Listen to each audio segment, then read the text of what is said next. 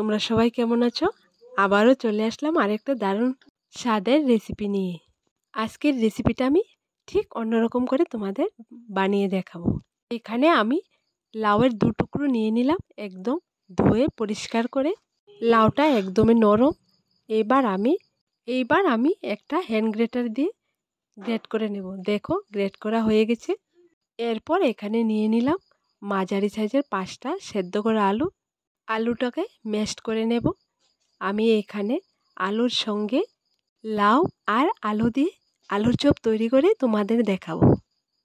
সত্যি বন্ধুরা, একদম অন্যরকম, খেতে ভীষণ ভীষণ স্বাদ। একবার বানিয়ে খেয়ে দেখো, বারবার ইচ্ছে করবে খেতে। তাই আমি বলি, ইফতারে এই রেসিপিটা তোমরা বানিয়ে খেয়ে দেখো। দেখো, আলুগুলো ম্যাশ করা হয়ে গেছে। এবার দিয়ে দিলাম গ্রেট করা লাউ আর দিয়ে দিলাম বাদাম। এখানে বাদামটা আমি কিছুটা থেতো করে দিয়েছি, তোমরা ঠিক এরকম করে দেবে। আর দিয়ে দিলাম কুচানো কাঁচা লঙ্কা। এরপর দিয়ে দিলাম ধনের গুঁড়ো, জিরে গুঁড়ো, শুকনো লঙ্কার গুঁড়ো। তোমরা এখানে ঝালটা তোমাদের পছন্দ মতো দিতে পারো। চপ বা পকোড়ার মধ্যে ঝালটা একটু বেশি হলে খেতে ভালো লাগে। এরপর দিয়ে দিলাম 2 চা চামচ চাট মশলা। চাট মশলাটা দিয়ে যে কোনো চপ তৈরি করলে খেতে দারুণ হয়। আর সবশেষে দিয়ে দেব স্বাদ মতন লবণ। সত্যি বলছি বন্ধুরা, তোমরা একবার এই লাউ দিয়ে আলুর চপটা তৈরি করে একবার ঘরে খেয়ে দেখো, খেতে দারুণ দারুণ স্বাদ।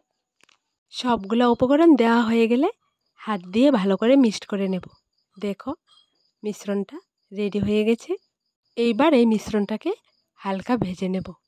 তোমরা ভেজেও তৈরি করতে পারো, না ভেজেও তৈরি করতে পারো। দেখো বন্ধুরা, চুলোয় আগে থেকে একটা প্যান বসানো ছিল। এর মধ্যে আমি মিশ্রণটা দিয়ে দিলাম। দেওয়ার পর উপর দিয়ে দিলাম 1 চা চামচ চিনি। চিনিটা দিয়ে নেড়ে নেড়ে প্রায় 5 মিনিটের মতো ভেজে নেব। দেখো, সুন্দর হয়ে গেছে। এবার নামিয়ে নেব। এইবার মিশ্রণটা থেকে কিছুটা পরিমাণ মিশ্রণ হাতে নেব আর আঙ্গুল দিয়ে চেপে চেপে চপের শেপ দিয়ে দেব। ঠিক একই রকম করে আমি মিশ্রণটা থেকে চপ বানিয়ে নেব। দেখো বন্ধুরা, ঠিক এরকম করে আমি সবগুলা চপ বানিয়ে নেব। সবগুলা চপ যখন বানানো হয়ে যাবে, দেখো এখানে আমি নিয়ে নিলাম ময়দা। ময়দার মধ্যে প্রথম কুট করে নেব। তোমরা চাইলে এখানে চালের গুঁড়া নিতে পারো। দেখো বন্ধুরা, এরকম উল্টিয়ে পাল্টিয়ে সবগুলা চপের গায়ে ময়দা লাগিয়ে নেব। দেখো বন্ধুরা, সবগুলা চপে ময়দা লাগানো হয়ে গেছে। দেখো, দেখতে কতটা সুন্দর লাগছে। যেমন সুন্দর দেখতে, তেমন খেতেও দারুণ স্বাদ। তোমরা একবার বাড়িতে ট্রাই করে দেখবে। এরপর নিয়ে নিলাম একটা ডিম। ডিমটাকে ভেঙে ফাটিয়ে নিলাম। এইবার একটা একটা করে সবগুলা চপই ডিমের মধ্যে ডুবিয়ে ডুবিয়ে তেলের উপর ছেড়ে দেব।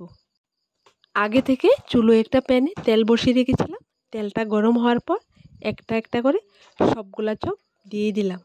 দেখো বন্ধুরা, একদম গোল্ডেন ব্রাউন কালার করে সবগুলা চপ আমি উল্টিয়ে পাল্টিয়ে ভেজে নিলাম। এবার নামিয়ে নেব।